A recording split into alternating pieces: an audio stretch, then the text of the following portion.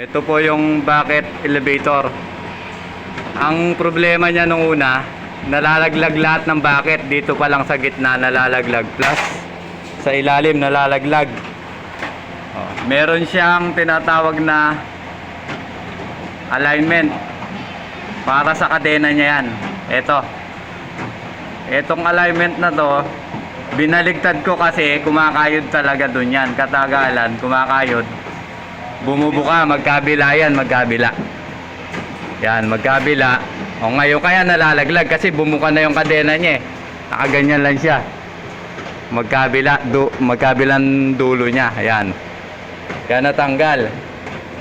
Natatanggal siya. O ngayon okay na siya kasi binaligtad ko nga para maibalik sa original yung alignment ng kadena. Tapos yung kadena niya rito sa may sprocket natanggal din. Natanggal. Kaya inalign ko rin yung adjustment ng kadena niya. Ngayon tahimik na tahimik yung andar niya. Walang lago-lagutok na maririnig ka sa kanya lumalangit-ngit. Normal na siya, okay na.